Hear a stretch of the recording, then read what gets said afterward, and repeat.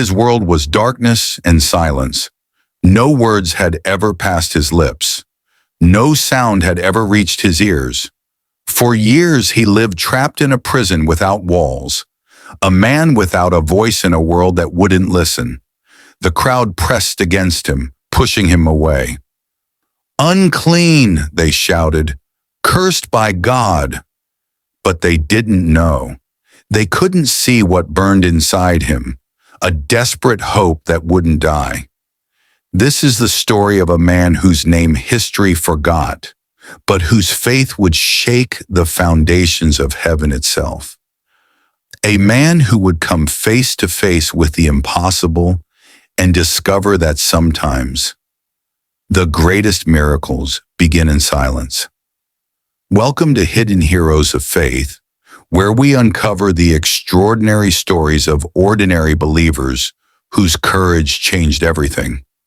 The Gospel of Mark mentions him only briefly, a deaf man with a speech impediment, just another face in the crowd of first-century Palestine. But behind those few verses lies a story of faith that speaks volumes across the centuries.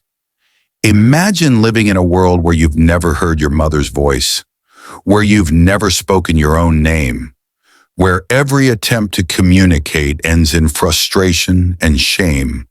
For this man, every day was a battle against isolation. The physicians had given up. His family had done what they could. The religious leaders had declared his condition a punishment from God. But something in him refused to accept that this was all his life could be. Something told him that there was more to his story than suffering.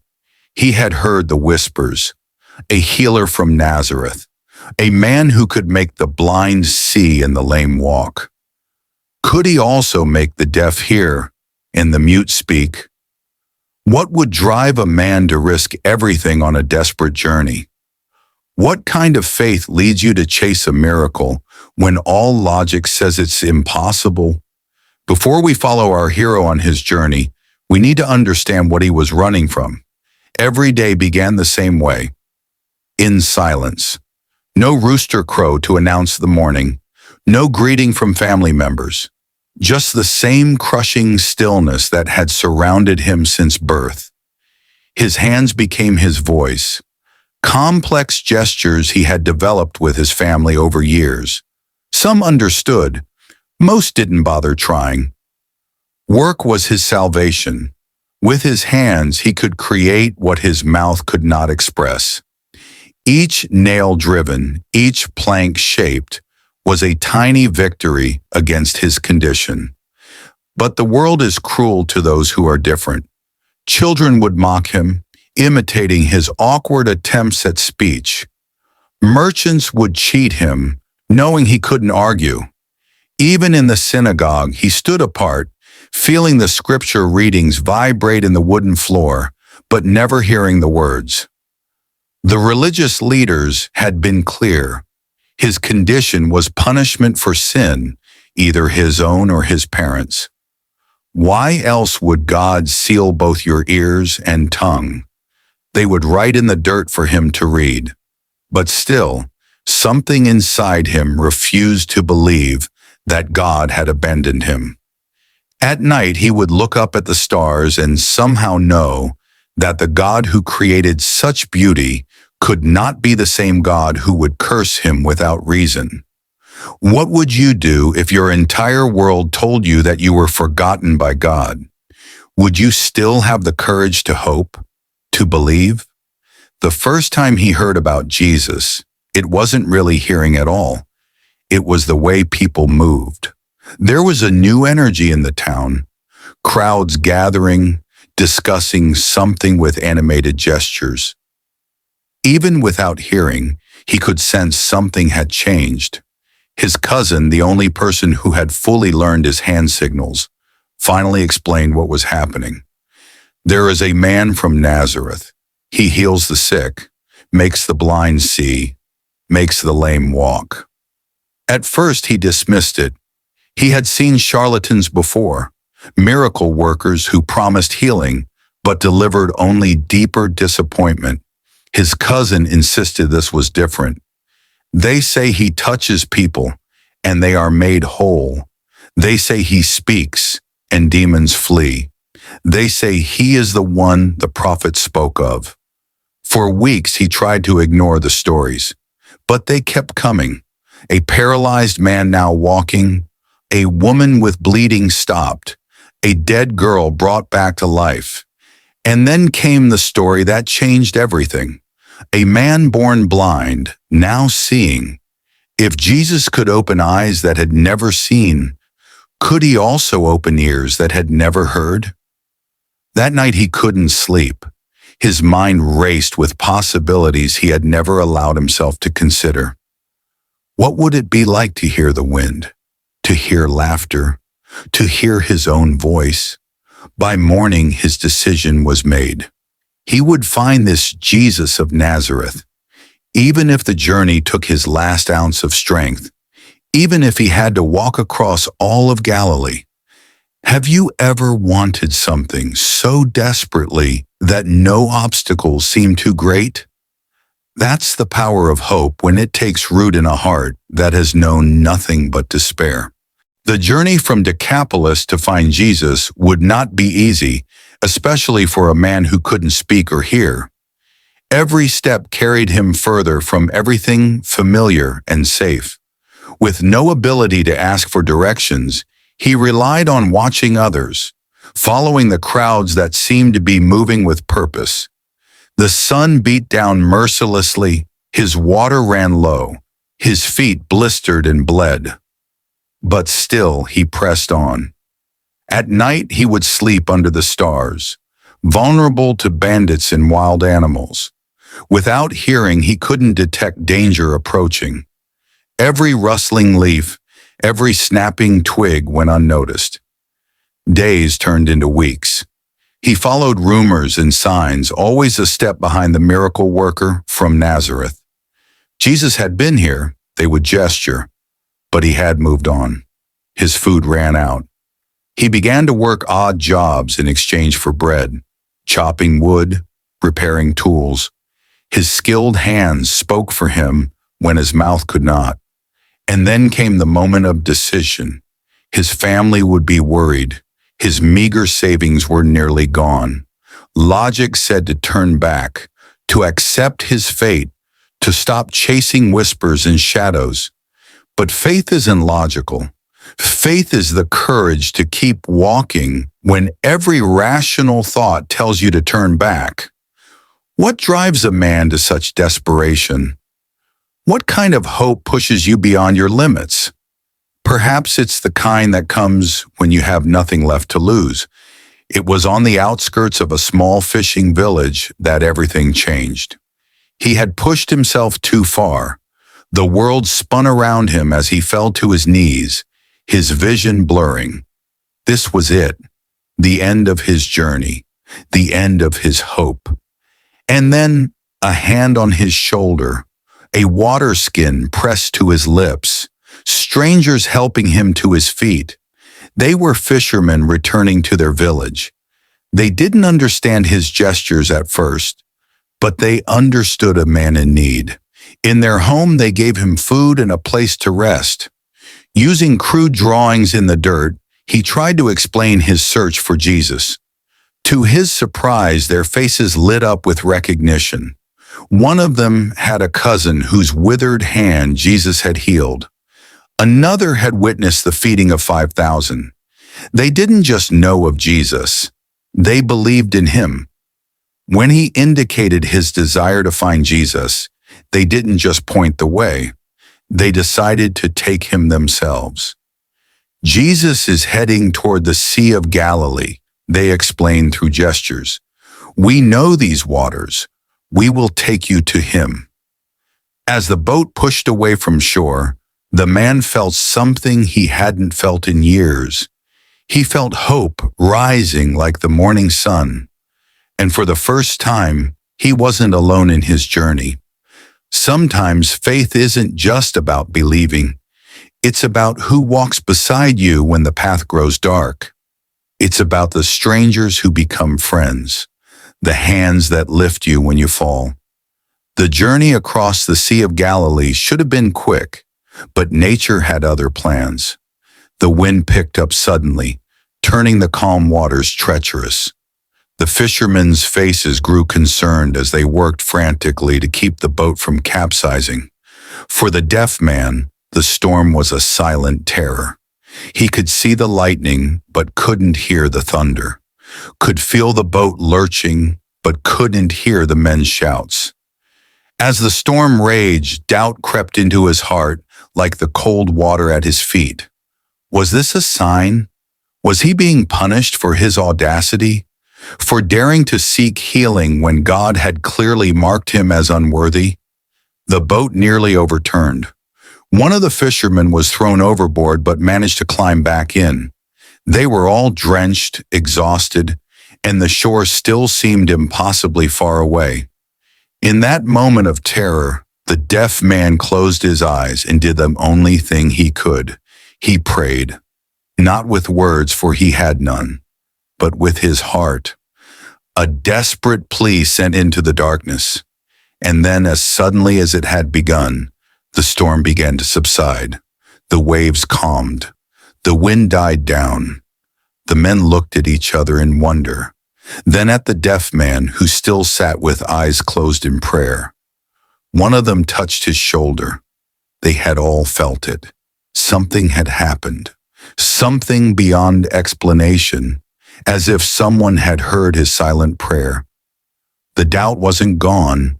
It never fully leaves us. But now it had to share space with something stronger, the growing certainty that he was not alone on this journey, that perhaps, just perhaps, God was listening even to those who couldn't speak. They reached the region of Decapolis as the sun was setting, casting long shadows across the land. News traveled fast in these parts. Jesus had been seen preaching on a hillside nearby. The crowds had been enormous, drawn by stories of his miracles and teachings. The deaf man's heart raced. After all the miles, all the hardships, all the doubts, could it really be this close? Could his miracle be waiting just beyond the next hill? But as they approached the gathering, a new fear gripped him. The crowd was massive, hundreds, perhaps thousands of people pressing in to see the teacher from Nazareth. How would he ever get close enough? How could he make his need known without words? What if Jesus didn't notice him among so many desperate faces? His friends saw his hesitation. Without a word, they formed a protective circle around him and began to push through the crowd, making a path. "Make way," they shouted. "This man needs healing." The crowd parted reluctantly, some grumbling, others curious. The deaf man kept his eyes focused on the ground, afraid to look up, afraid to hope too much. And then they stopped moving. A pair of sandaled feet appeared in his line of vision. Slowly, trembling, he raised his eyes. Jesus stood before him, his eyes filled with a kindness the deaf man had never seen before. Not pity, not curiosity, but understanding. As if Jesus could see every silent scream, every unspoken prayer, every moment of isolation he had ever endured. Without words, for what use were words to a deaf man? Jesus reached out his hand. The moment of truth had arrived. Everything, the journey, the dangers, the doubts, had led to this single moment. The deaf man closed his eyes, his body trembling. Was this what faith felt like? This terrible, wonderful surrender? This placing of all hope into another's hands? Jesus looked up to heaven with a deep sigh. Then he put his fingers into the deaf man's ears.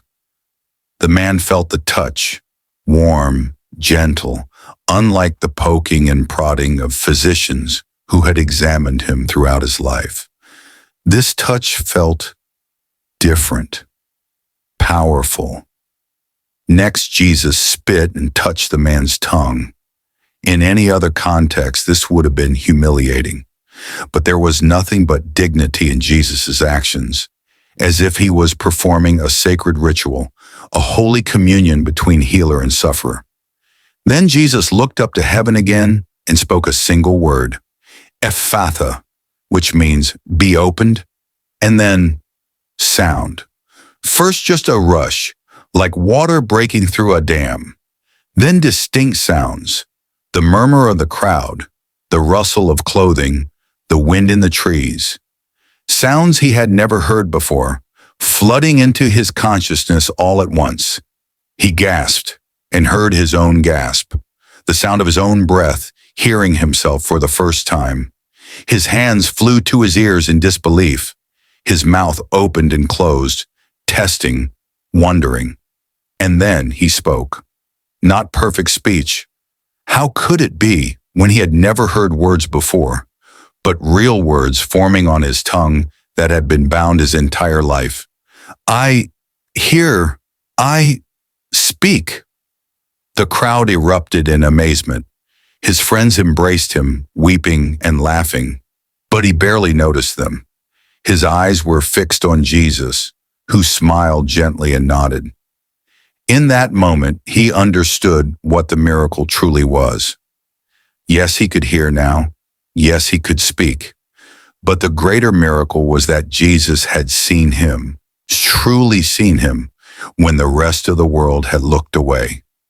The man fell to his knees, overcome. The first sounds he had ever heard were the sounds of his own weeping, tears of joy, tears of gratitude, tears of a heart breaking open with the wonder of being known. Jesus gave the man and his friends strict orders not to tell anyone about what had happened. But how could they keep such a miracle to themselves? How do you hide the fact that a man who had never spoken a word in his life was now talking? That ears that had never heard were now hearing? The more Jesus ordered them to keep quiet, the more they kept talking about it. The news spread like wildfire throughout Decapolis. For the man himself, the days that followed were both wonderful and overwhelming. The world was suddenly full of noise, beautiful, terrifying, confusing noise, the sound of water pouring, the laughter of children, his own name spoken aloud. Each new sound was a gift, a treasure to be unwrapped slowly. And speech, what a strange and marvelous thing. His tongue felt clumsy, his words slurred, but each day brought improvement as he practiced constantly. Jesus, he would say over and over, the name feeling sacred on his newly freed tongue. But the greatest change wasn't in his ears or his mouth. It was in how others saw him. No longer was he the cursed one, the man to be pitied or avoided. Now people sought him out, wanting to hear his story. What was it like, they would ask. What did it feel like when Jesus touched you? And though his words were still halting, his answer never varied. He saw me. When no one else did, he saw me. His life had been transformed in ways he never imagined, not just by hearing and speaking, but by being acknowledged, by being treated as a person of worth. The miracle hadn't just opened his ears. It had opened a door to a new life, a life where silence no longer meant isolation. People were overwhelmed with amazement at what Jesus had done. He has done everything well, they said. He even makes the deaf hear and the mute speak. But for our hero, the experience went far deeper than physical healing. As the days turned into weeks and weeks into months, he began to understand that the real miracle wasn't just in his ears and tongue. He had lived his entire life believing he was cursed, unworthy, forgotten by God. His deafness and muteness weren't just physical conditions. They had become his identity, the full measure of his worth. In a single moment, Jesus had shattered that identity. Not just by healing his ears and loosening his tongue, but by seeing his true worth beneath the labels others had given him. The man began to understand something profound. We all have things that silence us, fears that keep us from speaking our truth, wounds that prevent us from hearing words of love, shame that convinces us we're unworthy of being seen. His healing wasn't just a story about physical disability. It was a story about what happens when we encounter a love powerful enough to break through our isolation. He never forgot what it felt like to live in silence. That memory made him uniquely able to notice others who were silenced in different ways. The widow everyone ignored, the child whose questions went unanswered, the foreigner whose words were dismissed. And when he found them, he would look them in the eye and speak the truth he had learned. You are seen. You are heard. You matter. The miracle Jesus performed that day wasn't just the restoration of physical senses. It was the revelation that no one is beyond the reach of divine love, not even those the world has deemed unworthy or forgotten. His story reminds us that faith doesn't just change our circumstances. It transforms how we see ourselves and each other. The Gospels don't tell us what happened to this man after his encounter with Jesus. His name isn't recorded, his later life isn't described, but perhaps that's fitting, because his story was never meant to be about him alone. It's about all of us, about the walls of isolation we build and the divine love that breaks them down. His story challenges us to ask, what silences us?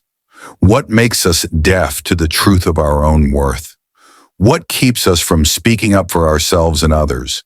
And perhaps most importantly, who in our world today is silenced, ignored, deemed unworthy of attention?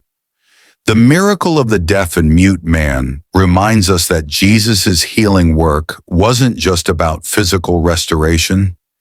It was about restoring people to community, about challenging the divisions that separate us from each other.